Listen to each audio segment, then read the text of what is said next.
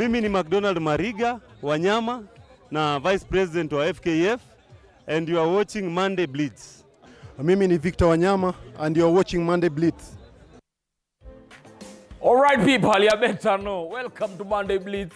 Nilikuwa nataka kuanguka nayo. I am feeling kind of want to start the weekend and the week like this. Where? Anyway, we do hope your weekend imekuwa amazing. Timu yako ilicheza vizuri, timu yako ilifunga bao ya offside, ilifunga bao ikakataliwa, ulipigwa red card iko, uko na makasiriko. We want you at that temperature, okay? Because mvua imenyesha and you could be feeling some type of way, unashinda kuamka uende kazi. Relax. Tukianza na wewe kwenye Monday Blitz, by 9 umewaka joto, unaamka unaenda kujenga inchi, au sio? All right people, welcome to Monday Blitz. Shatabwa here alongside Zuki Alan. Ya better no. Nataka kujua kama ni Arsenal ama ni mtu wa Manchester ama ni mtu wa Chelsea alihamia Man City. Na jamono umefurahia. I know why you're happy. Why? Arsenal won. That's why. Of course, but winning is a constant for Arsenal. You're not. Do you know the last time Arsenal lost a Premier League match? But you're still number 2. Yeah, number imati kwa sahi. No, for Arsenal, number itamata May. Arsenal, you always play beautiful game. And then when it gets to match day that is 6, that is 7, that is 8, yes, you register 5 wins in 15 games. That's why you never win the title since 2004. Cooler pause. Clearly you can see the temperature. Na ile inaenda kuanza show. Alafu mtu anaongea hivyo, anasaidiwa na referee kunikandamiza. Talking of referees and Liverpool and Arsenal being number 2, because obviously I want you to be interactive. Nataka pia wewe ukue part of this show. Vile kuna songa. Nimeangalia fixtures za Liverpool, nimeona after hii game walipiga ya Ipswich, next wanacheza na Bournemouth, the Giants Slayers, then they have kuna pale na patana na Tottenham, Chelsea, Arsenal. Do you think Liverpool are going to win this title? Kulingana vile fixtures zao zinasonga. Do we give up and say Arsenal tumejaribu mpaka hapo, sasa tumeachia Liverpool? All right? SMS number is 22047, hashtag Monday Blitz. Karibu niwaambia ile vibes. Hashtag is Monday Blitz. And the question we are starting with today is, will Liverpool win the 2024-2025 EPL title? Kulingana vile kuna songa. Remember, they are 6 points clear of Arsenal with a game in hand, which is the Merseyside derby.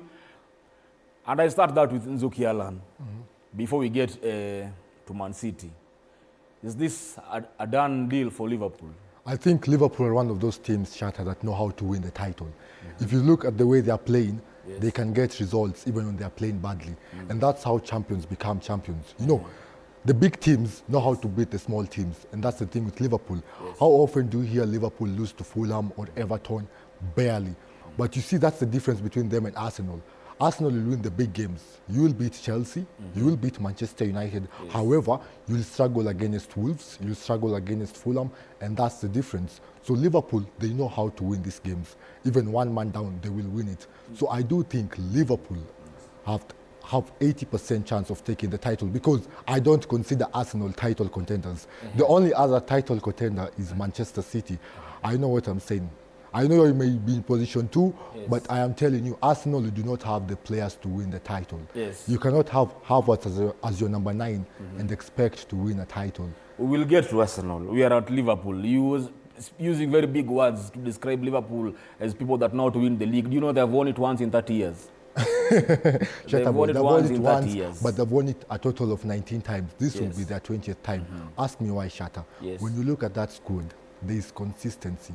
You know, when Ancelotti came in to take over Jurgen Klopp, you were like, finally Liverpool is done. However, Ancelotti has changed how Trent and Robertson play.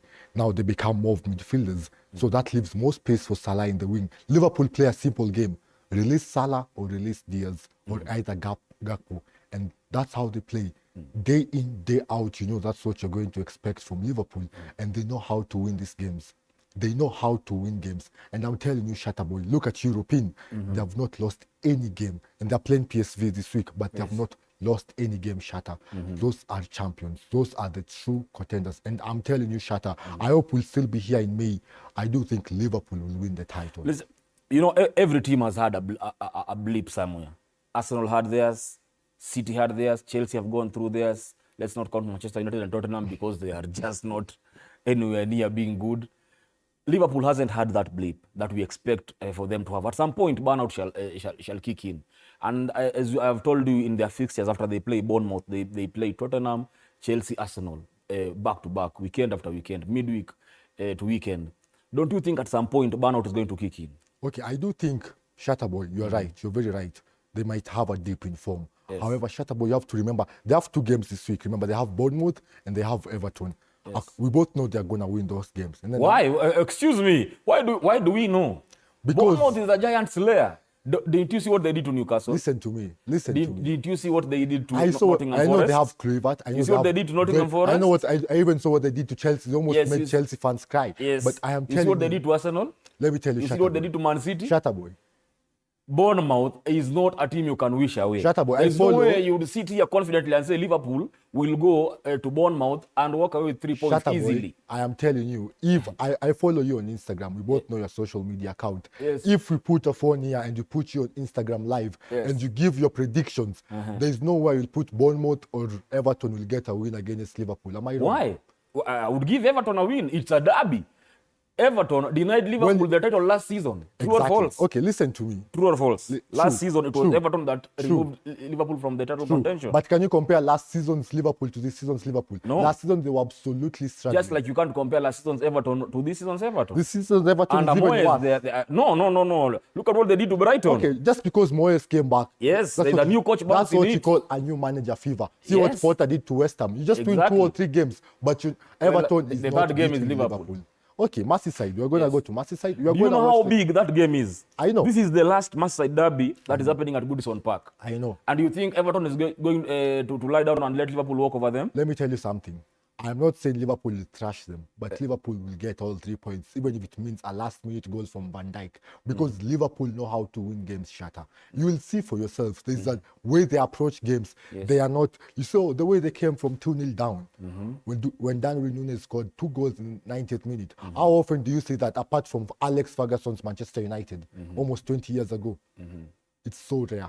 I'm telling you, Liverpool will win their 20th Premier League title, Shatter boy. Well, I know you're saying that because your team is nowhere near winning the title, but then let us go to Man City. Do you think, because you've said you've removed Arsenal from the title contention, you said it's between Liverpool and Man City. Do you think City is back to its winning ways and to its form? After that performance against Chelsea, Shatter boy, Yes. I do think Manchester City can go on a winning streak that will scare so many people. Because that performance against Chelsea, it wasn't a performance just to win 3-1. It was a performance saying, we are back. We are here to stay, because they absolutely dominated Chelsea. You know, for Chelsea, they've been very good against big teams, but we were annihilated. They came to us, they showed us we don't know football. They attacked us. And for Chelsea, their goal, okay, you might argue that their goalkeeper, Sanchez, is below average, but Man City totally dominated Chelsea. And if they can dominate Chelsea, they can dominate any big team. I do think Man City are the teams to stop Liverpool. If, when they meet, you know, they meet in less than a month's time, I do think it will be that. That is when you can confidently say who will win the title. Well, next they play Arsenal. Their next game is against Arsenal at the Emirates. Do you see them taking 3 points from the Emirates? Yes. No offense, Shatta. Why are you being a hater? No, you feel like I'm being biased against Arsenal. Very much but so. listen to me, Shatta boy. I know you're an Arsenal fan. I know you spend. No, I'm just using facts. day Like out. the last two Listen seasons, to Man me. City, Exactly. actually no top 6 team Exactly. has taken 3 points from Arsenal. Exactly. But for Manchester City, you don't come off a 3-1 win against Chelsea just to lose to Arsenal. You don't do that. Yes, Arsenal can. Okay, they might draw, but I do back Manchester City to take all 3 points, because now there is a new hope in the team. You know, we have beaten Chelsea. We have Marmoush, a new player who was very promising in that game. So now what can we do? Let's beat Arsenal. If Manchester City beat Arsenal, I am telling you, it's now a 2-horse race. Now that you've mentioned Omar Marmoush having been bought in January and is already playing, and he really played well that game, do you think he's going to be a game changer for Man City? I think it's too early to count on that, Shatterboy. Yes, he has 19 goals and all that in the Bundesliga, but the style of play in the Premier League is very different. Yes, he's shown glimpses of his quality against a top right back in Reece James, but the Premier League is much tougher. And I know I've seen what Pep is trying to do with him. He's trying to deploy him as a second striker from the wing. Yes. Very good tactic because we are going to be concentrated on Haaland, Yes. which leaves space behind for that man. That man is very fast, very skillful, and lethal in front of goal. So I do think he's going to be a game changer. He might not score the high numbers that he scored in the Bundesliga, but I can assure you there's no Man City fan who will be disappointed by his performance. He's a world-class player according to me. He's actually the next Egyptian king after Mohamed Salah. Remember, Liverpool were to buy him 2 seasons ago, but they doubted him. Now he has come, he's shown the world, I deserve to be here. He's a good player, so I do think will play a big factor in Manchester City's title. How much of a factor do you think Ederson is for Man City? Ederson is one of the biggest factors. Ask me why. Because we might argue here that he's not a good shot stopper, but in terms of playmaking from the back, he's one of the best, if not the best. And that plays a big part in Manchester City. Look at Haaland's goal versus Chelsea. Where did that come from? Ederson assist. Ederson. And Haaland totally bullied Chalobah. Ederson is very crucial. Look at all the titles they've carried. He's always making the big saves. He's always playing a big part in their build-up. And Manchester City are known for their build-up. That's what Pep excels at, building from the back. So Ederson is a key and integral part in that. So if Ederson can get to top form, I am telling you, Shatterboy, in less than 2 months' time, you'll be telling me that Arsenal are not title contenders. I'm telling you. Well, now that we've mentioned a goalkeeper in Man City, let us talk about the Chelsea goalkeeper as well in Sanchez. Sanchez has been that goalkeeper that switches off when you really need him. You know, after every 1 or 2 games, he's going to make a blunder that might cost you the game. You know, Chelsea started the game well, of course, capitalizing on the mistake by the City defenders, getting the lead. But again, with the way they lost the game, you not say there were world-class goals that were being scored. It was just defensive lapse, the goalkeeper switching off. Do you believe Sanchez is the best goalkeeper for Chelsea? Because Chelsea has like 4 goalkeepers that are on loan, including Kepa, Petrovic. You know, Petrovic is here. Do you think it was the right call to give these keepers away and remain with Sanchez? Sanchez is an absolute mediocre of a goalkeeper. I do think I can back a lot over top 5 Kenyan goalkeepers better than him. Because Sanchez, what he excels at is playing out from the back, which is not excelling. He's registering 54.85% complete passes from the back, which is worse than Petrovic, worse than Slonina, worse than Kepa, who are both on loan. And his IQ is questioning. Shatterboy, if I put you as a goalkeeper against Manchester City, you don't do what he did against Haaland. What do you do? How are you thinking to do that? So this makes me question, are these players really professional footballers?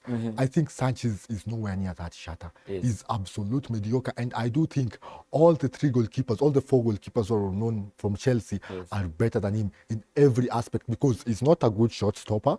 He's not excellent at playing from the back. Yes, he's tall. He's a giant of a man. But I have not seen any quality in him. I have not seen that mentality, because when you look at the team, look at Enzo Fernandez's reaction when that goal is in. He's like, what are you doing? Look, against Bournemouth, the way Chalobah looked at him, he was shocked. He was like, is this really a goalkeeper? But Maresca is more to blame, because every time after the press conference, it's like, everyone makes mistake. As a goalkeeper, you don't make those mistakes. You don't make those. It makes me wish I was an English journalist, because in those press conferences, I would literally tear Maresca up, because there's nothing like, last time he said Caicedo makes mistakes and you still play him. Caicedo is a defensive midfielder. This one is a goalkeeper, and no player has made more errors leading to goal than Davinson Sanchez this season. 5. Do you know how absolute mediocre you have to be? And for the coach, he's even more mediocre to keep his faith in that man. They have Petrovic, they have the young goalkeeper Jorgensen in the bench. Jorgensen is a very good shot stopper. I'd rather take a mistake from a 21-year-old goalkeeper than a mistake from a 27-year-old goalkeeper. That's a difference of 6 years. So Sanchez is nowhere near the quality Chelsea deserves. And in 3 seasons, if Chelsea contend for the title, Davinson Sanchez will be somewhere playing for Portsmouth. Portsmouth was just chilling. Okay, enough with him. Let us talk about Jackson. What is happening with Jackson? Because, well, apart from the assist that he gave in that game, he also had open chances at goal, but he couldn't capitalize, couldn't convert. What is happening with Jackson? Shutterboy, I don't think we should ever talk about Jackson. It's not worth our time. Why? But just because you've asked, let me Yes. take you through him. Jackson cannot score. He's a striker. Yes, he excels in holding the ball. He's a good dribbler of the ball. He presses well. But if you're a striker for a Chelsea team, not even Chelsea, a West Ham team, you are ranked by your goals. And I've never seen someone miss so poorly. I was a Chelsea fan when Torres was there. Torres was poor in form, but the things Jackson is missing are world class. Look against Bournemouth. He had 5 shots, none of them got in. And look against Manchester City. A free post, instead of backing his striker's instincts and going for goal with his weak foot, he looks for Sancho. And Sancho is even worse. I don't think Sancho can score. I know why Manchester United sent him away. I don't think Jackson is a striker.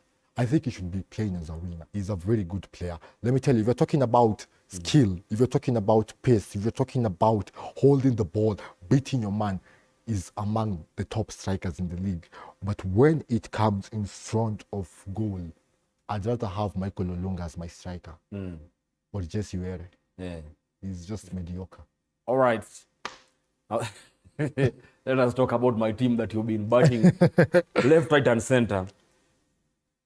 A team that has gone down to 10 men, all right, but still does not throw in the towel, pushes and gets 3 points out of that game. Is that a team you want to underrate? What does that do to a team? Now, forget you're a Chelsea fan, okay? We're just using Shutterboy. I am common sense. I am not underestimating Arsenal. I'm just saying you are a very good team. In fact, probably the 3rd best team in the league. What do you mean the 3rd? Listen to Second me. best team. You asked me Actually, a question. the Let me best finish. team in the league. Let me finish. Yes. The thing with Arsenal is you don't know how to win a title. And I insisted since Arteta came in. I will and not listen, let that go. Arsenal knows how to win the title unbeaten. Okay. Get that. 2004. We have won it 13 times. Unajua We 204 have ilikuwa won wapi the title Shutterboy? 13 times. Shutterboy, in 204, you are somewhere playing in Maisa. Yes. Exactly. And I was watching football. 204. I can give you the first 11 that was playing for Arsenal. 204. You know 204, this studio was not here. So don't bring me past history. That's your Okay, 204. let's look at last season. What did you do last season? Look, you came here, you told me Liverpool has won the title 19 times. Exactly. Do you know do you know the other 18 times when that was? The Yes, 19th time we know it was under Klopp. You might Do you know the other 18 times? Okay, you might argue you won It was before 1990 Okay, going down. listen to me, Shutterboy. Arsenal, what I mean by you don't know how to win a title, look at the last 3 seasons what you've done. Especially that last season against Manchester City. I was even feeling bad for you guys. You don't lead the table all those months just to come to be overhauled by Man City. Liverpool in the has last done it stretch. too. Yeah, Liverpool has done it, but Liverpool, they have that threat. Remember Liverpool versus Man City when Man City won it by 1 point. You are complete on top by even a total of over 11 points. Na mkapitwa. Do you know how embarrassing that is? That only gives us hope that Liverpool is only 6 points ahead. Okay, back to the game against Wolves. Yes, you won. Yes, you remained resilient, got your goal through Calafiori, but yes, it's going to lift you up. But let me tell you, Shutterboy, if you look at the way you've been playing recently, and I'm not being biased, that's not the Arsenal we know. You are missing the impact of Bukayo. Let us bring in facts here. You know, when City has been having a bad season, we've said they have injuries. We said, oh, Rodri is not here. Yes? Yeah. When a team like Tottenham, who is now, I believe, is fighting relegation, is playing the way they're playing, we're saying what? They are injured. All right? When Chelsea play the way they're playing, they will mention an injury. All right? Why is it that when Arsenal is playing the way it's playing, nobody wants to mention the injuries? Let us count the first 11 of Arsenal that is not playing right now. Benjamin White is not playing. All right? Bukayo Saka, our playmaker, okay? Odegaard is not playing. Thomas Partey has been forced to play out of number for almost half the season. All right? Gabriel Jesus, who had just picked form, is out for 1 year. Okay? Ethan just came back. Against Wolves, we played without a number 10. We played without a playmaker, but still got 3 points.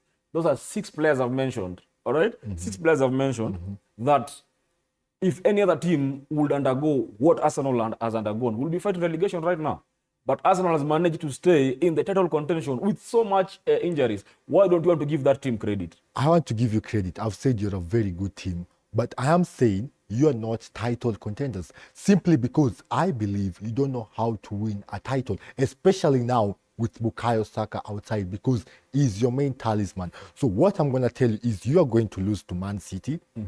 And once you lose those 3 points, Man City get closer to you. And Liverpool, if they win their game in hand against Everton and Bournemouth, there is no catching Liverpool for Arsenal at all. The beauty about it is that you said if. If. That's what I've said. If. And that's what I'm saying. I don't. And I am telling you when we beat City and when Bournemouth beat Liverpool, we will have a different conversation. Shatta, you have a lot of fans. Why don't you promise people here something? If Arsenal beat Man City, we'll go to our because you have a lot of people. Now, I'll pay a shokali sana on Monday. All right, guys. Let us take a short break. Tukirudi, sasa tuangalie mpira ya Kenya. Na tuangalie kwa nini Homeboys wanateta. Why are they crying? Why are they saying they deserved 3 points and not 1 point? Alafu pia tuambie mafans wa Ingwe. Wameona sasa because hao wanaitagwa Leopards wanaweza wakapigana na bunduki, eh? Okay, we shall be right back. Keep it Monday Blitz.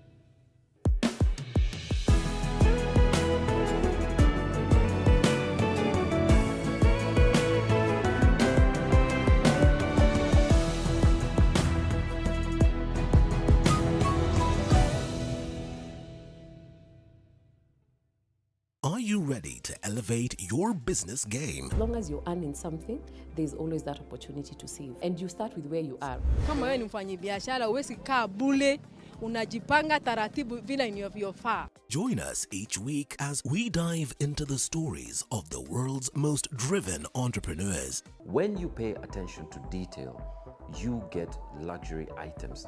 The Grind, where business meets brilliance. Tune in every Monday at 7:30 p.m. because your business deserves the best.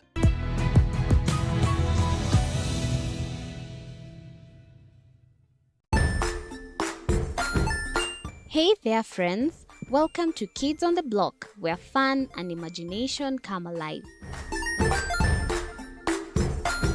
We dive into magical world filled with exciting adventures and awesome friends. What position were you in? I was number 2. What position were you? Number 1. He decided to cross the bridge by his house and look for food on the other side. We're going to do half cup of chocolate chips, and the other one, we're going to do half cup of the blueberries. So, grab your imagination hats and get ready to explore with us. Join us every Saturday at 9 a.m. for new friends, amazing stories, and tons of laughter.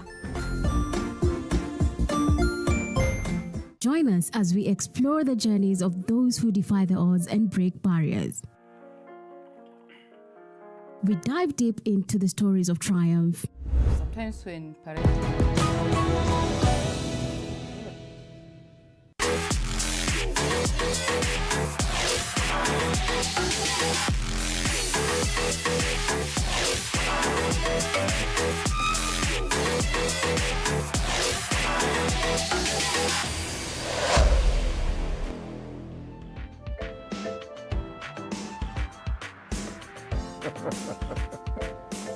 All right, welcome back to Monday Blitz. Fred Arocho is here, Mr. Trigger. You know, I was itching. Yes. I couldn't believe that Shatta Boy is still talking about Arsenal. Why shouldn't I? I picked 3 points. Kudos, by the way, kudos. Yes. To Arsenal for that win. Yes. But I don't think it will be enough for them to... Was there a chance where we would pick 6 points out of Wolves? Well, 3 points. Well, as a maximum point. As a contender. Yes. Now you have to... Would they have given us 4 points? No. As a contender, Arsenal and Liverpool have no reason to drop any point. Yes. So when Arsenal won against Wolves, for me, it is just a norm. and it gives Arsenal that confidence that they're still in the race. But let's give Arsenal another 21 days. I'll be sure that by the time the 21 days elapse, Shatta will not be saying what you're saying. In fact, he will not host the show. He will Give just Liverpool. No, he'll be there. No, give But, Liverpool those it'll be- 21 days. The two teams. Give City those 21 days. Give Nottingham those 21 days. Why Arsenal? Why just Arsenal? Because City cannot win the league. Mentally, they're not ready to win anything this season. Nottingham Forest, for me, is they're even over. I think the targets that they had when they're starting the seasons, they've surpassed those targets. So you cannot talk about Nottingham. You have no reason to talk about Man City. But of course, you have to talk about Arsenal because it's the other contender, other than Liverpool. But they don't know how to win. But I have to put that but. Yes. Liverpool is going, and I'm saying it once again, Liverpool is going to win the league, not because Liverpool is that good. Yes. It's because there's no good opposition. Don't worry. Liverpool nimekwambia wanacheza na Bournemouth. This is where the last easy fixture they had was this weekend when they played Ipswich. From here ni mlima wanapanda sasa. Na kupanda hiyo mlima sio rahisi. That's why I've talked of 3 weeks. Yes. Yes. Let us see what happens in those 3 weeks. It is Ruben Amirom's birthday today, and the boys gave him 3 points. At least they have moved from number 13 finally to number 12. I don't know for how long they shall stay there. But there's something he said in his press conference after the game, where he said he was asked about Rashford. They said the reason why I'm not playing Rashford is he's not giving me 100% in training. He said he'd rather play his goalkeeper trainer than play a player that is not giving 100% in training. What does this do to Rashford now that they are looking to move him ahead? He deserves that. Well, I think Rashford is just unfortunate. Look at what happened last season. He started well, then his form dipped, then he could not play in the Euro, and of course that had a negative impact in his performance. So when the season began, I think he started slightly well, but once again, misfortune came back, his form went down, he was not being fielded. So I think he's just an unfortunate character, but he's a good player. He's a player who is, if given chance, can help Manchester United come off the troubles that they're currently going through. For me, so I feel that it's not time for United to let go of Rashford. He's still an asset. Yes, things are not working the way is expected, but he's still an asset. I have to disagree with Arocho. I don't think Rashford is a good player anymore because he set the standard so high. Do you remember that boy that burst into Old Trafford, scoring a brace in his first game, and you're like, a star's arrived? However, mentally wise, he's not been there, and that has affected him off the field. You know, issues with his girlfriend, the police, all those issues come to haunt him. But okay, you might argue he still has the potential, but for now, Manchester United is not the place for him because it's such a toxic environment in Manchester United. You say Ruben Amorim said he feel like he's 50 years old already at Manchester United. The fans there demand so much. It's so toxic. It's just the worst place to play for Rashford. So what Rashford should do, if he wants to remain in Manchester, let him take a loan. Let him go to Atletico Madrid. Let him go to Real Betis, somewhere where he'll remind himself, I am a star. So once he gets that, then now the question will be, should I go back to Manchester United or should I go to somewhere where I will enjoy my football, get a call up for the upcoming England tournaments, and then maybe revive my career? But for now, Manchester United is nowhere near the right place for him. Would you have him at Arsenal? At Arsenal? Yes. At Arsenal? Yes. He's been linked with Arsenal. Okay, I do think at Arsenal will be better because it's less toxic for him, and the competition there he has is probably Martinelli and Trossard, which is fair competition. So I do think it's a bit, but I would prefer him out of the Premier League, you know, where the English media is not watching, because the English media is one hell of a place to be at. Because if they go at you, they will go at you. They have gone at Rashford for the last 10 years, even before he was in the academy. So I just think he should get out of England. Go somewhere for 6 months, play his best football, come back. Go team up with Isco at Real Betis. Go Atletico Madrid, play counter-attack with Diego Simeone. Let him remember he's a star. And then once that is done, I'm sure we'll see the best of Rashford. But England, no. All right, let us come home.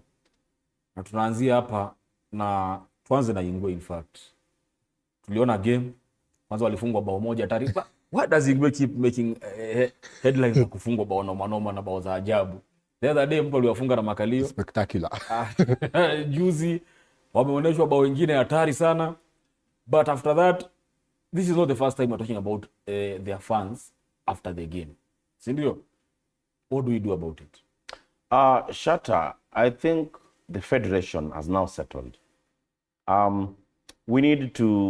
They need to stamp authority. It's more than a month in they were elected.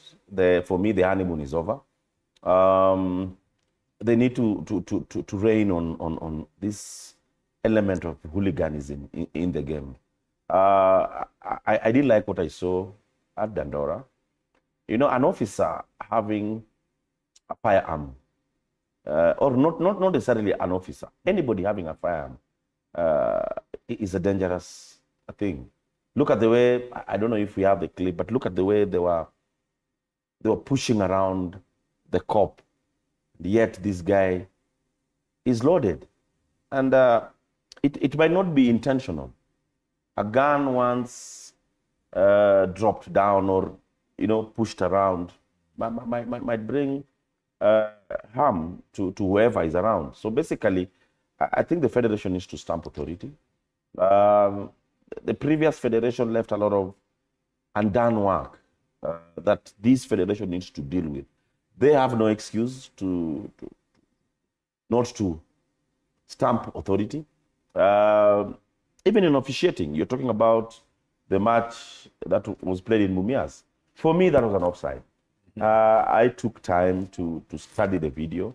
I even had I stopped that video at the particular moment the ball was touched for the cross. It was an offside. The player who scored the ball, his head and his torso upwards was offside. And I would like to commend the assistant referee who was spot on. Guys, I think time has come that we need to stay away from always complaining about the referee. You have a total of 90 minutes to do any other stuff other than the one that you're talking about.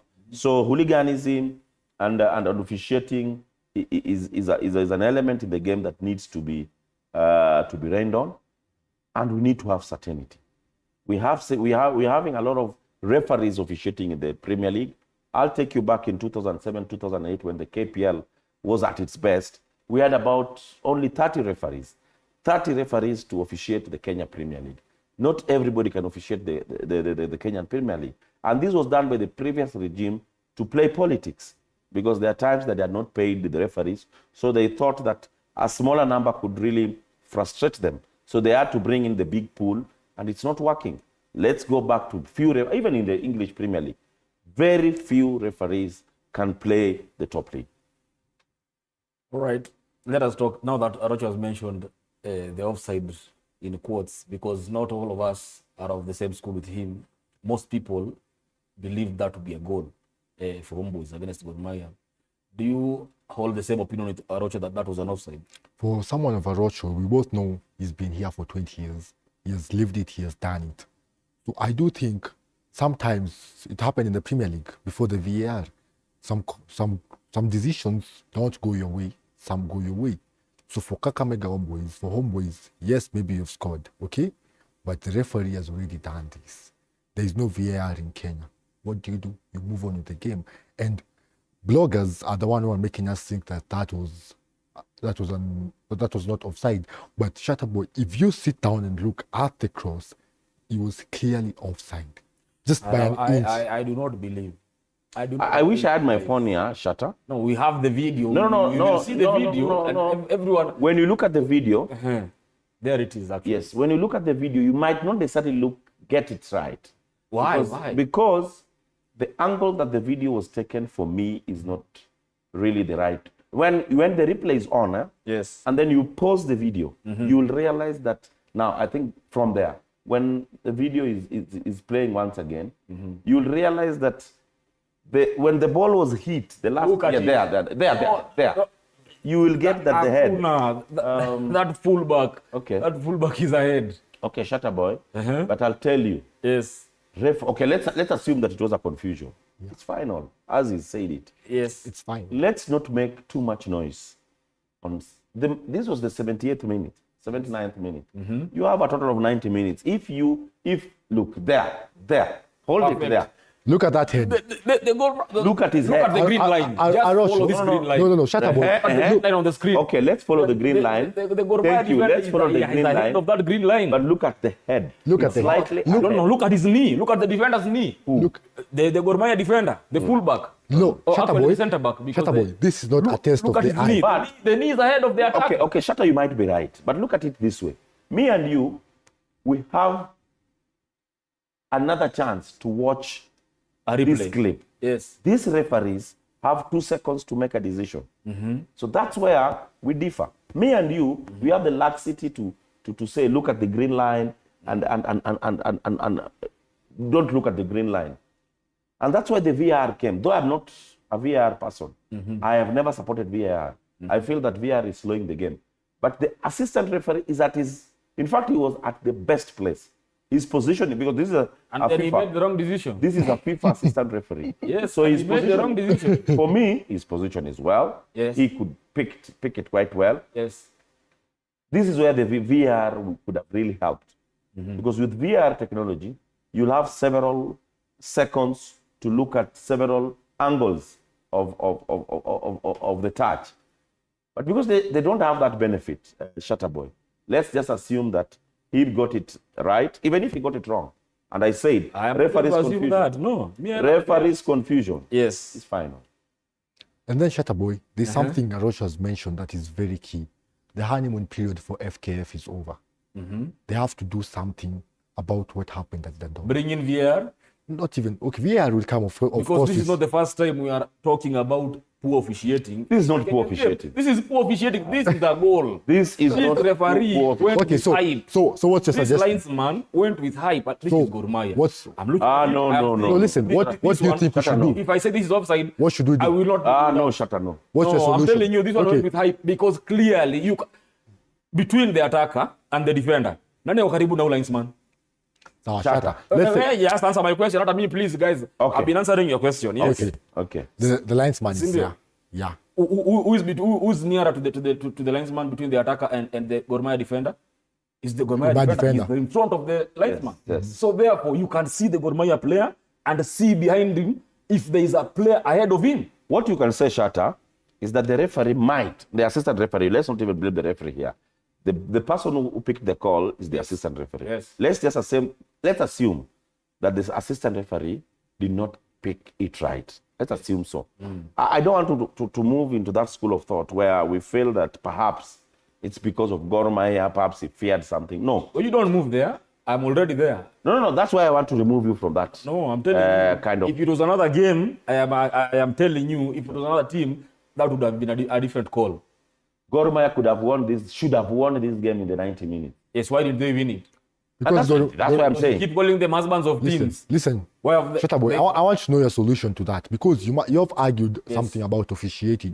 What do you think FKF should do to make this officiating? Just train the officials. All these officials are FIFA trained. The federation, look, they are FIFA trained. Your officials. But this is the best. This is they are the FIFA best. trained. The assistant referee. The best is not good enough. Wait. Look, the best is not good enough. The assistant referee in this match is the best in Africa, and that's why he has a FIFA ban. Arocho, the best is not good enough because we know the rules. So the best of Africa. We know the rules of the game.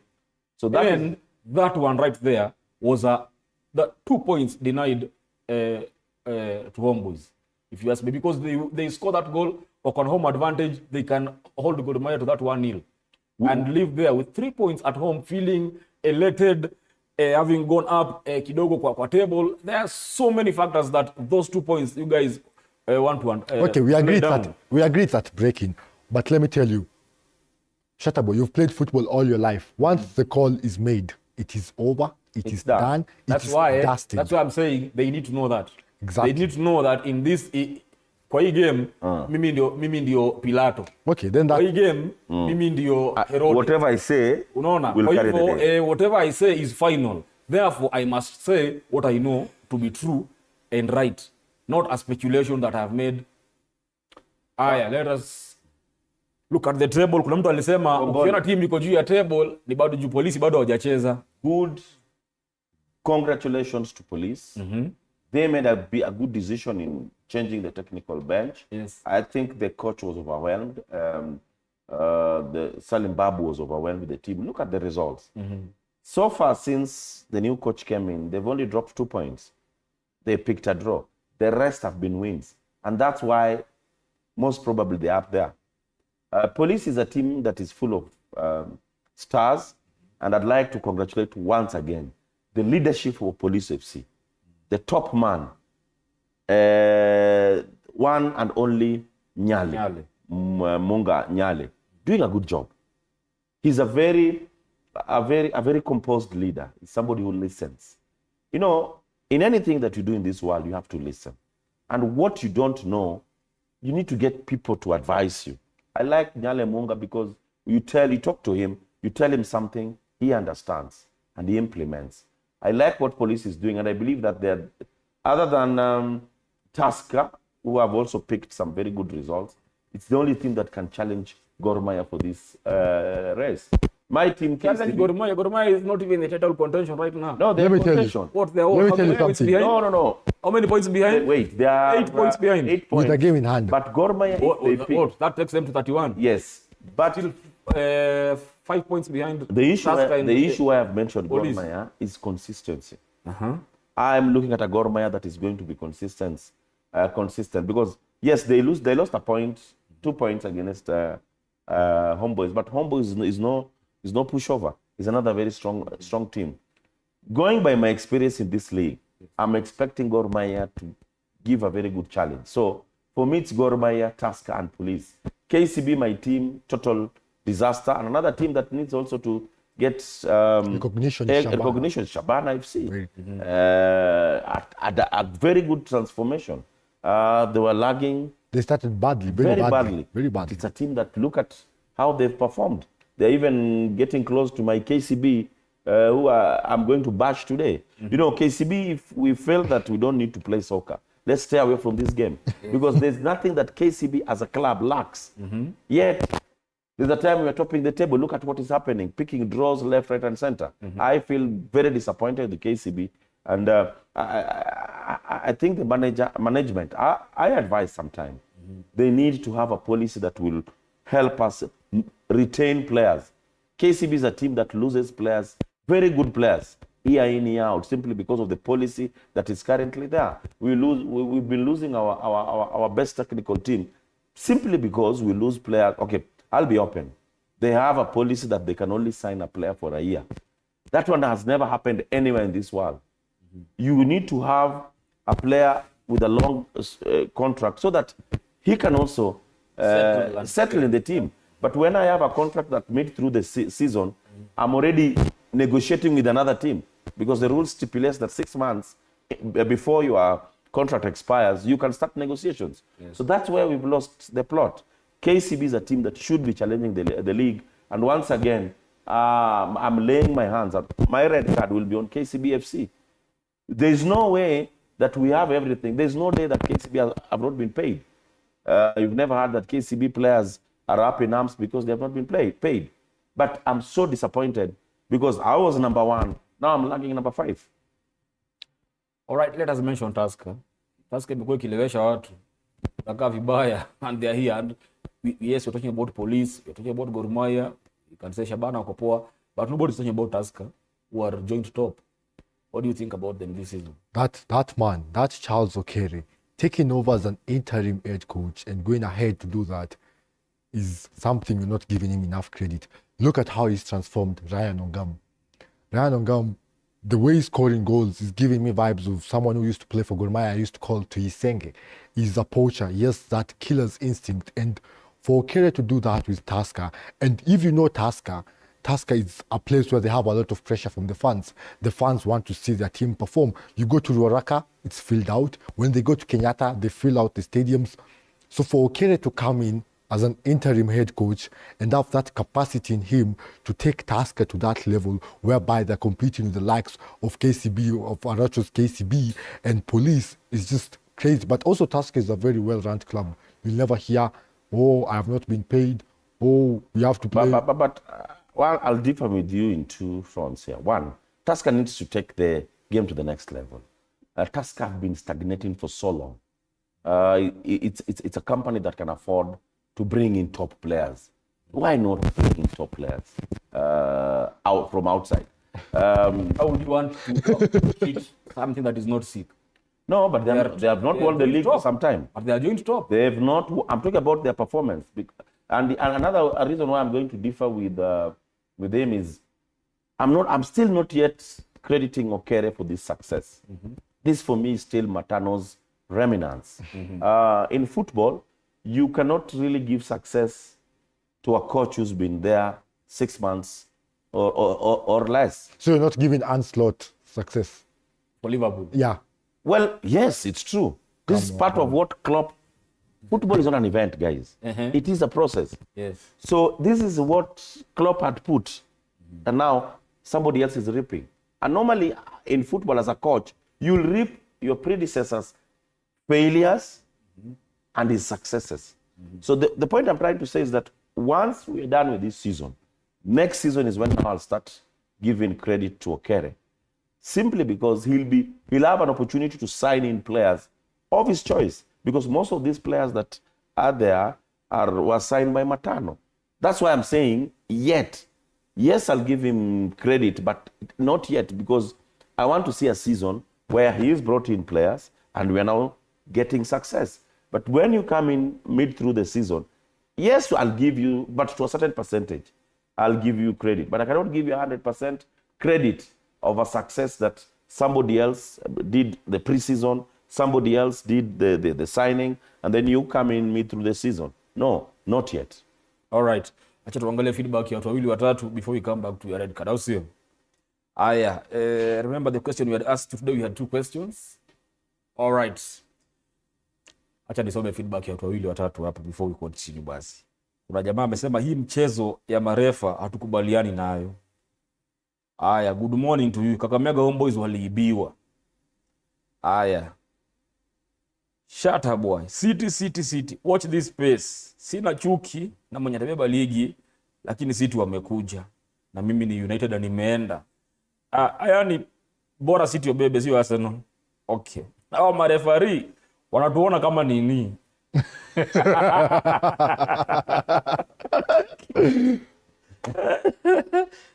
Kuonea tu Arsenal kwa kila game. Kwanza hata hao ndio wanatuzuia kubeba vikombe. Corruption kila mahali. Aya. We are sema rudi kwa radio. Okay. I'm not happy with the way KK Homeboys was Gor Mahia game was officiated. Gor Mahia walibebwa na ma-officials jana. Please someone tell that to Arocho. Huyu mwenye nimevuka yake hapa anasema shut on air. Okay. Kwanza hapa Kenya wana bet ndio wanaingia uwanja kutubeba ufala. Referee anaekelea kwa kando. Ni feedback Arocho. Tunaona swali. I'll respond. Yo sawa. Aya. Mwingine hapa amesema kwanza na the goal Homeboys walinyimwa maref no. Aya. Jamaa amesema Fred Arocho aka Twiga Wagwan basalimiwa. Not really. Ni swali ilikuwa if you satisfied with match officiating. Not really. Kwanza hiyo game Gor bure kabisa. Homeboys walinyimwa kitu clear at the offside. Aya. Okay. Clearly, it is just me. Is in opinions of Kenya. But when somebody... Right? Na wanasema wote Homeboys waliibiwa. I've said, tukiangalia hii clip, when you look at this game, from the clip that is available, both on screen and on social media, you look at it as a goal. But when you take your time, I took my time. The video, I took a screenshot, just seconds, like for example what we had in the screen. My judgment was an offside, but the game was 90 minutes. You cannot talk about only one chance. Not even that. If Homeboys overwhelmed Gor Mahia, then we could have got 2 or 3 goals. Even it is important to note that these referees are humans. It's the same thing that a handball can happen and the referee is out of sight for that. And we just have to employ the VAR to make decisions like this. Because, let me tell you, tukikasaiwa tu tao hapo archives and we decide to vote a goal or no goal, both lines will be full.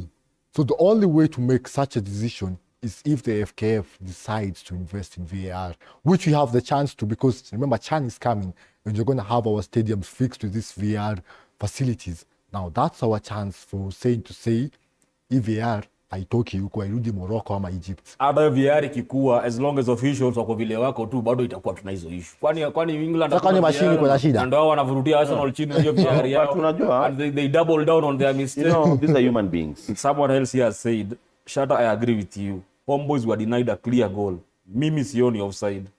Mwingine ni wa Manchester amesema I'm a Manchester United fan. This title is still to be taken by Man City. Hawabahatishi kama sisi wengine. Liverpool depending on Salah only. This is Waweru of Vision X Serials and Kikanet. Dio Kayole. Aya. It's not news when the dog bites the kid, but when the kid bites the dog. Shata said. Huyo ni Eric Mwendwa from 017. Amenikumbusha. More fire. Aya. You are saying these are humans, but that is you making excuses for bad officiating, No, guys. it's not excuses. This is you making excuses for bad officiating. No. Guys, for example, let us even marry in with the Arsenal game. Do you believe that was a straight red card for Lewis Kelly? Guys, was it a straight red? No, let me give me some seconds to respond. Okay. I'm not going to have a definite answer. Why? I'll explain. I will explain in this sense. Guys, and that's why I differ with VAR, because there's nothing that will bring certainty to a decision. Nothing. Even if you bring that VAR. Even there was a time that people, even the media in the UK, discredited a VAR decision. And everybody has had facts to support that decision. The point I'm trying to bring is the essence and the beauty of soccer is kubishana. You understand? That is soccer. It happens everywhere. It happens everywhere. England, even PG Mole texted Chelsea the other day and told them that should have been a penalty. And VAR was there, referee was there. It happens. And I don't want Kenya to have VAR.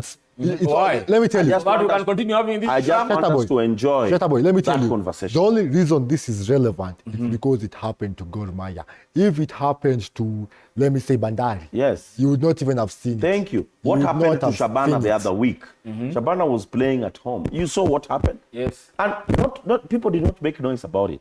We did. No. We said it was a penalty. No. In fact, Shabana. How many people? Two. Shabana. There was noise. Shabana as a team did not make noise the way Homeboy is making a lot of noise. Exactly. Guys, let's learn.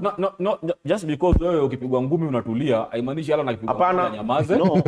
There's react differently in different situations. There's a normal way to react when something happens. You understand? Yes. Make a protest. Normal is relative, you know. Make a protest. As the law stipulates, and proceed. Exactly. You understand? This might let homeboys feel that perhaps they are being aggrieved, and it might even affect their next match. So, guys, we lost the match. No, we picked a draw. Let's move on. Exactly. I do not understand why you guys are making excuses. Because for guys. that's the beauty. That's the beauty of football. Let us take more feedback. This is Elfas Okeyo. He says it's too early to judge. That is to Arocho and Alan. It's too early to judge kama ligi imeenda. We are Liverpool and we are EPL League champions awaiting. That is John Msafi. Alafu kuna jamaa ni madam, aitwa Faith Blessing. Asa Man United, we are coming for it.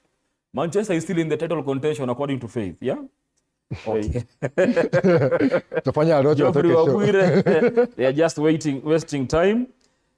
If only they beat City, I don't think so. Remember, big team is on his shoulder. Huyo anaongelea kama Liverpool wanachukua kikombe. All right. Nimeambiwa kuna phone call kutoka Mararal. Jamaa aitwa Jose. Jose, ni aje? Mambo? Niko viti Shata boy. Mararal kunasema aje? Mararal nikajua tu. Hakujanyesha? Bado kabaridi hivi. Huko Nairobi kumenyesha sana. Okay. Nipatie maoni yako Jose. Sasa mimi ni mwanabunduki Arsenal damu. Muo fire. Sasa number 1 kuna huyu guest wako leo huyu ako na Arocho hapo. Aitwa Alan. Yes. Amesema Liverpool unajua kushinda ligi. Lakini for the last 30 years wameshinda ligi mara moja. Mara moja tu. Sisi tumeshinda mara ngapi? 4. Mara 13. For the last 30 years. Okay. So mimi nashindwa wanajua kushinda ligi aje na wameshinda tu mara moja. So kile kenye mimi nasema hii ligi ni mbichi. The season attempt like this. Yes. Liverpool walikuwa the same position na 6 points last season. I think 5 points. Before tucheze na watu wapige. Tukazireduce zikakuja 2 points. Yes. Kwa hivyo bado ligi ni mbichi. Tuko fiti kwa sababu tumekuwa tukisumbuliwa na injuries hapa na pale. Man City wamepata injury moja tu ya Rodri na wako na number 4 na huko 5. Imagine. Sisi tumepata injuries karibu 6 na tumemanage bado kuwa mahali tuko. Yes. So for me hii ligi bado ni 2 horse race. Liverpool, Arsenal. Liverpool wasifikiria wamechukua bado mechi ziko kama 16 hivi 17. Kwa hivyo mimi nasema ligi ni mbichi na watch this space. Number 2, hiyo red card ya Skelly, that was not a red card. Yes. Because hiyo tackle ya Skelly ilikuwa more dangerous than ile ya ule jamaa wa Wolves alipewa red card. Na instead of direct red card alipatiwa yellow card kwanza. So vile mimi naona ni kama Premier League kuna corruption kubwa sana. Kuna corruption kwa sababu ile yellow card ile jamaa ilikuwa inafai kuwe red card. Yes. Straight. Na bado akakick ball away akiwa na yellow card. Exactly. Kwa hivyo ni kama ref alimpea tu ile alisikia aibu juu jamaa alikuwa mbele yake. So ni kama aliaibika tu akasema tu acha amuonyeshe, lakini iko kupenda kwa referee kumpea huyo jamaa. Kwa hivyo mimi naona kuna njama ya EPL wataki Arsenal ishinde ligi kulingana na mimi. Kuna vile tunafanywa injustice. Kweli. So ligi ni mbichi. Arsenal tuko form vizuri sana. Tuko na hizo injuries zote, tumemanage kwa number 2 mpaka saa hizi. Yes. And then lastly, Homeboys walinyimwa bao. Kweli. Najua Rocha hizi kubali na Alan hapo. But hata nikiangalia kitu vile mmeichora hiyo green line hapo. Yes. That was a clear goal. Exactly. Shukrani sana. Salimiana sana Maralal. Thank you Shatta Boy bana. More fire. God bless. Umesikia wadau? Sio maoni ya Shatta, ni maoni ya watu wa Maralal. That Homeboys walinyimwa bao. Premier League is corrupt, is unfair to Arsenal. Hizo ni my opinions za watu huko nje. Everyone in this world, apart from Arocho and Alan, everyone is saying that Lewis Skelly red card was not a red card. But you guys here, because you do just want to hate on Arsenal. What do you mean when you say it was not a red card? It was not dangerous play. He was not the last guy left the pitch. Who? The one he kicked? No, he didn't. No, the guy who was red carded. Yes. Arsenal player was red carded. Yes. Did he leave the pitch? Yes, he was. And it was a red card. Yeah, according to Thank you. Oliver. And who was and PGM who was the center referee? Michael Oliver. Thank you. Who was red carded Arsenal 8 times. The referee's confusion, I'll say it once again. Nime respond the guy from Maralal. Yes. The point I'm trying to bring is mimi sio ref, siko huko. But the moment referee ameitoa, my friend, there is no any other option. The best that can happen is that the federation inaweza itoa, but he cannot be recalled back into the pitch after getting a red card. Wisha hiyo.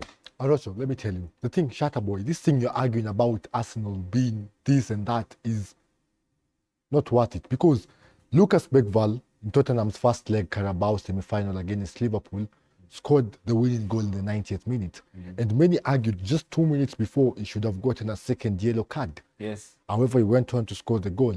Ulisikia watu wa Liverpool wakienda kwa media wakilia, No, this happens to Arsenal and Gor Mahia because they are loud here. And that's why you're seeing you, Shatta Boy, and your friend from Maralal are talking about this, because Arsenal fans are similar to Man United fans. They go crying. Liverpool, wangetaka kulia hiyo bao ya Lucas Bergvall, wangelia. They didn't even appeal, because once a decision is made or once an error is made by the referee, on the football pitch. Now, Filimbi Pulizo the K90, it is done. The rest is left to us, to the fans, and that's the beauty of the game. That's why we talk. That's why we talk about football. That's why we have a show of football. The rest is left to us as fans after Filimbi Belia. Now we are doing what fans do. Exactly. These But how? bodies But have how? been poking the bear. How will it help? This noise will Is help. there a way? This is a protest that we're doing right now. This is a protest and we expect to see results. Let us talk about the transfer window kidogo before ifungwe. It's what? Today is 26th, 27th today? Sindio? It's what? 4 days to transfer window kufungwa. There are teams you expected to see them do signings like Arsenal in January. Yes, in terms of zile injury wamekuwa nazo, but we have not seen any. But is Arsenal intending to sign any? Well, Arteta was asked that question. They said that we are actively looking for a forward that can make the team better, not just any other player. All right? Manchester is looking to move Garnacho to Chelsea, to ship Rashford away. What do you think? First of all, City has done 3 signings this January transfer window. I pray that an overkill for City. I pray that Garnacho's departure is done speedily. He's been, I think Garnacho and Anthony, for me, they're players who have been quite overrated. I don't think... Garnacho is a good player. He's overrated. How many goals has he scored? How many assists has he made? You know, football is about results, statistics, facts. You cannot say that he's a good player and he's not, you know? And I even wonder what Chelsea I'm even wondering what Maresca is seeing. Yes, I actually question his scouting ability. Yes. I don't see anything in Garnacho apart from heart and maybe pace. And that is what you need in a game. I wish, but he's not done anything. To polish him a bit because you've seen this is raw talent. This is an uncut diamond. Chelsea gave us a player Mount. here. Mason Mount. Yes. Never ticked. And they told Mount. Injuries those are excuses. You talked about excuses. No, it's true, but Mount is injured. But when he's not been playing. But when he is on the pitch, performance. The other person that, for me, Anthony, he should leave very fast. I think Real Betis need to give United whatever they have, and United should pick anything that is offered. Yes. The player that I feel that should still stay is Rashford. I still believe that there's something that he can still present at United. Okay. There's been talk for Christopher Nkunku moving to AC Milan, PSG. I think Manchester also asked about it. I do think it would fit into Manchester United's structure perfectly because of the 3-4-1 line that Amorim plays. Because remember, Nkunku, first of all, is not a winger and he's not a striker. He's a second striker. He enjoys playing off a big man. That's why he had so much joy at Leipzig, because he was playing off Poulsen. At Manchester United, in that formation that Manchester United plays, with Bruno Fernandes behind him, is a good fit for them. Even in AC, I don't know what he's going to do at AC Milan, because they have 3 strikers. They have Abraham and they have Morata. I don't know what he's going to do there, or even PSG, because PSG just bought Kvaratskhelia, and they also have Dacia Bakola in that position. I don't know, Nkunku, I just feel for Nkunku because he has nowhere in modern football. He's not a number 10, he's not a number 9. All right. Kyle Walker had fallen out of favor with Pep Guardiola and he's moved to AC Milan. Good move for him? I don't know why Pep is breaking ranks with many people. I still believe that Kyle Walker has something to present at City. This for me was not a good decision. Well, for the player, it might be a good decision because, as you know, once you differ with Pep, there are very, very, very slim chances that you can come back and regain that confidence and even start playing. So I think moving to AC might be a very good option for him. He is one of the fastest. I think he should be the fastest defender in the English Premier League. And his recovery rate for me was excellent. I don't know why the coach decided to put him out there for transfer. All right. What about Dusan Vlahovic? He's currently at Juventus. Arsenal is being mentioned. PSG is being mentioned. Arsenal was mentioned even when he was still in Fiorentina. A good signing for Arsenal? This is the right person for Arsenal because he gives you that presence as a number 9. He's big, he's fast, and he knows how to bring the hazards into play. So players like Trossard and Saka might really benefit out of him because he knows how to come deep, receive the ball, and release his wingers. At the same time, he's a big aerial presence in the box. So might be a good signing. However, coming from Serie A to the Premier League is very difficult. So we just have to wait and see and hope for the best because he's a good player. I really admire him. Arocho, I think this is another Giroud kind of signing. Is this the best Arsenal could do? Yes, I think it can fit well because Dusan's figure up front, any coach will need that figure up front.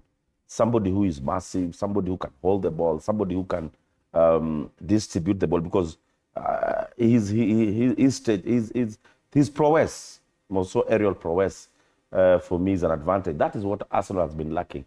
Somebody to force a goal when it's not coming in, and I think Dusan can fit that bill. There have been 3 strikers mentioned before Dusan. There was Victor Osimhen, who is on loan at Galatasaray. There is Victor Gyökeres, who's being mentioned, and there is Benjamin Sesko, who's being mentioned. Among the 3, or you can say among the 4, if you were to add Dusan in this mix, who do you think would be the best fit for Arteta? For me, I'll go with Dusan.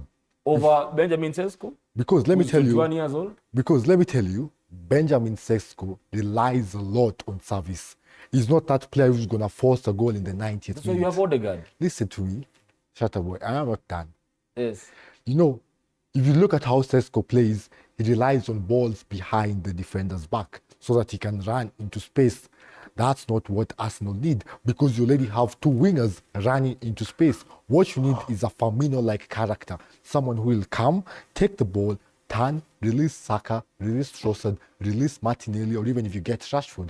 You get my point. For Arteta and how Arteta plays, because nowadays he plays very compact. He prefers playing out of the back, throwing it into the striker. He needs someone physical enough, and that's what you get with Dusan.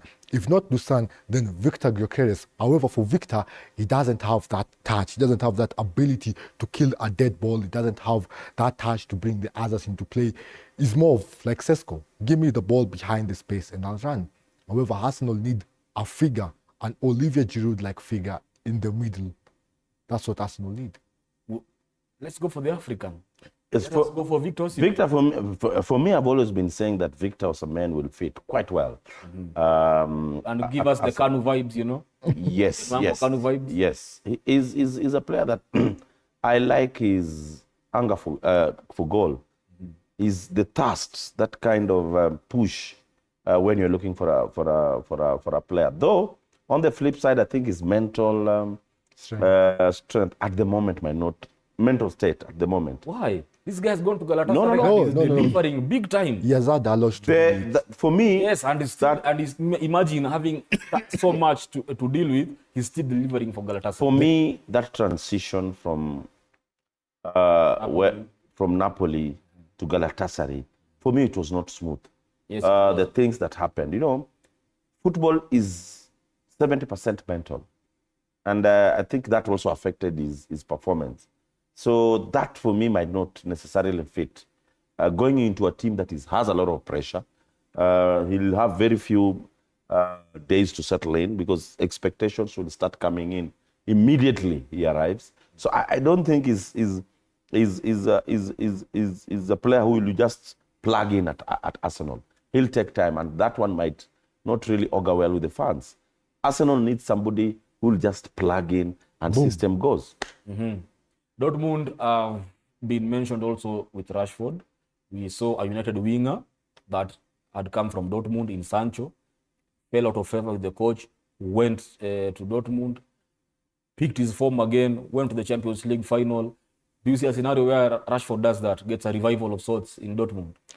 If because Rashford, you are the one that said he needs to leave England and the English press. If Rashford goes anywhere out of England, I am telling you, you will see the best of Rashford because he's a good dribble of the ball. He's excellent in beating his man. He has a very strong technique, a very good technique. He's also good in there. He has something about him that's underrated, and he has the IQ of the game. He knows when to make runs and when not to make runs. So if he goes to Dortmund, the Bundesliga is an open field. It's more like, I'm fast enough give me the ball ahead of me, I will get there. And he has the service behind him. So I do think Boroshi is a good move for the young man.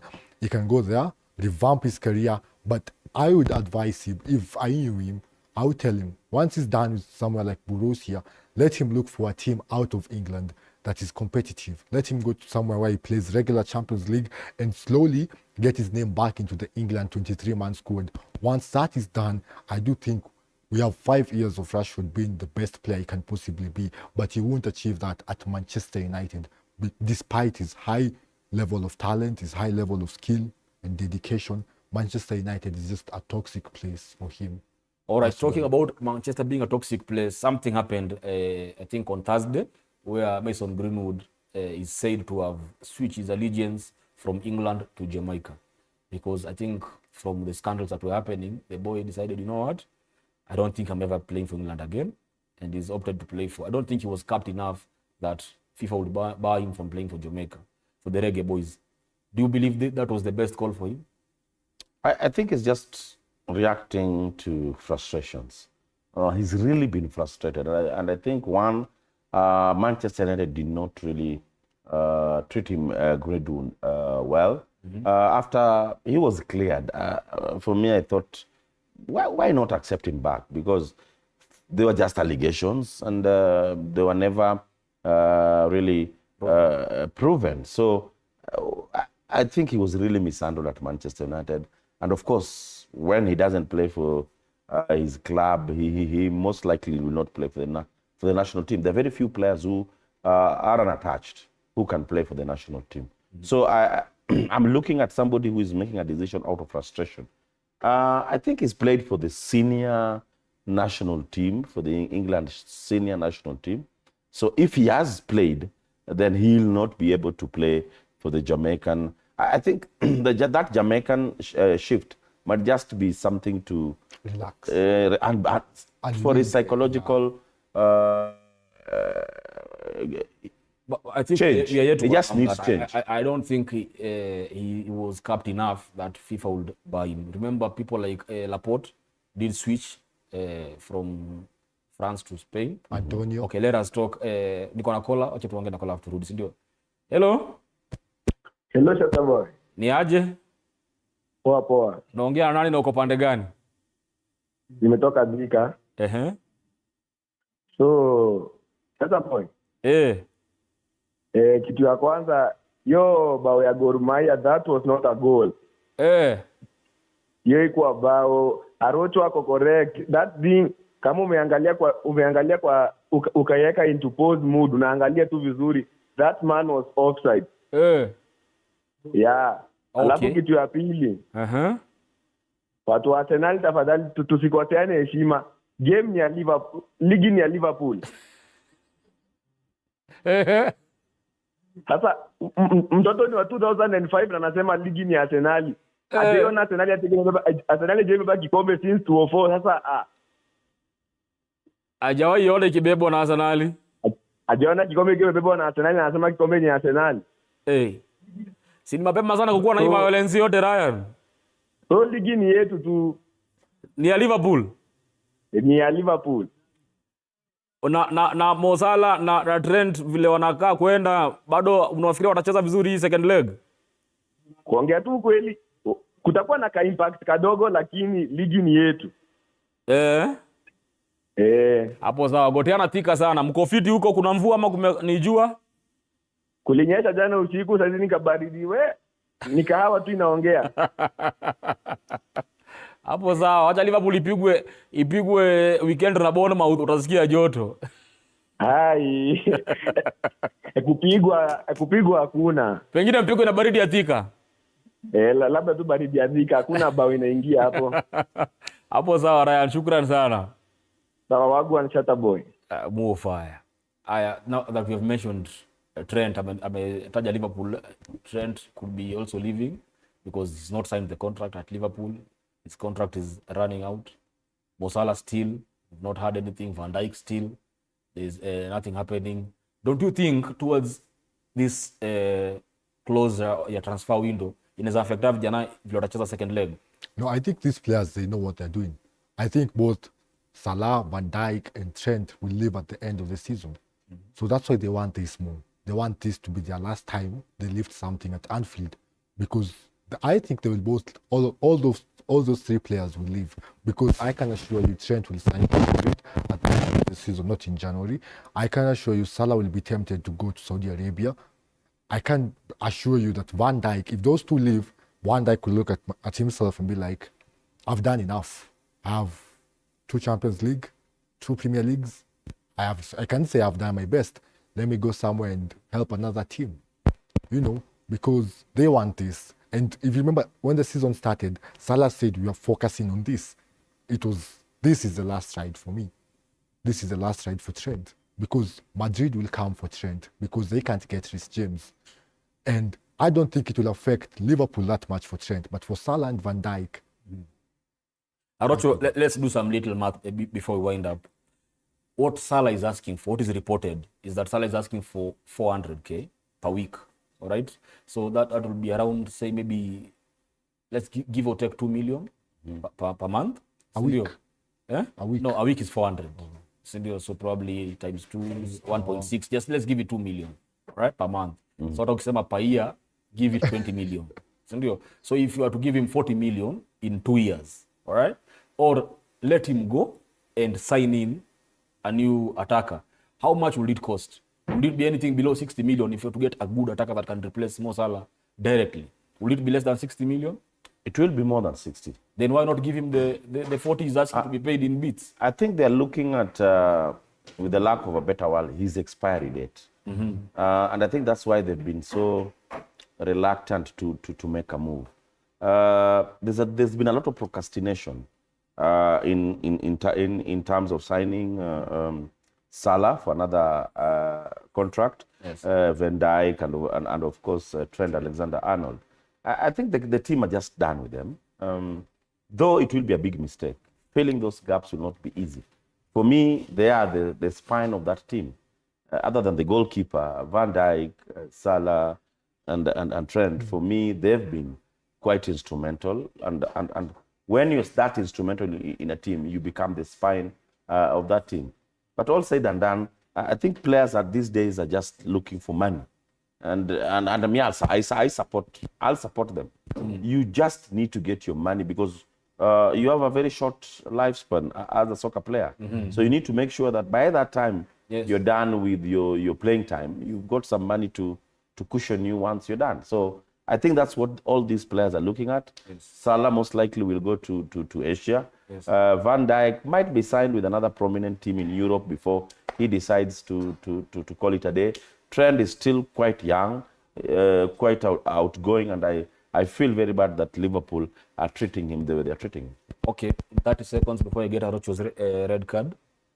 Your finishing remarks, and please, the league is not gone. Okay, my finishing remarks are just urge my fellow football supporters. Yes, mistakes happen. Our referees have their mistakes. They are humans. However, it is important to note that mistakes bring lessons, and lessons bring blessings. So these referees, I hope they learn from their mistakes and use these lessons to bring better football in the country. And for us, the fans, the best we can do is support them and also ask the FKF Federation or the Football Kenya Federation to at least find ways of minimizing these issues in our football today. All right. Arocho, red card. Well, my red card, as I said earlier, goes to KCB, my KCB. It's a total embarrassment. I think we cannot just be flower girls anymore. KCB football clubs need to get serious. We need to challenge the league. This year, it's done. I don't think we can challenge the league. We need to come up with a formula of challenging the league next season. Or else, we don't need a team. Why should we be having a team that is always participants? Participants. We need to be contestants. All right. More fire.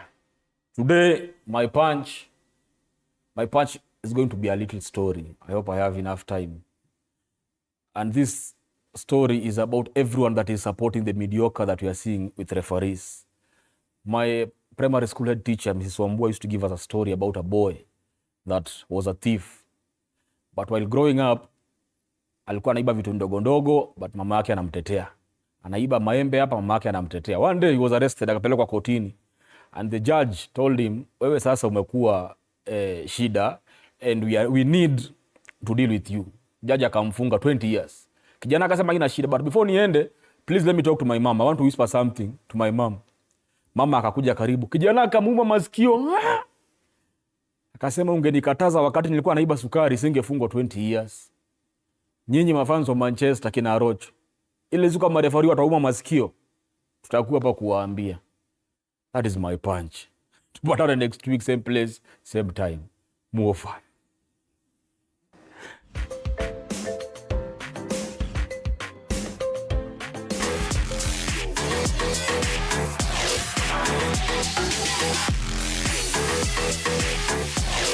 We'll be right back.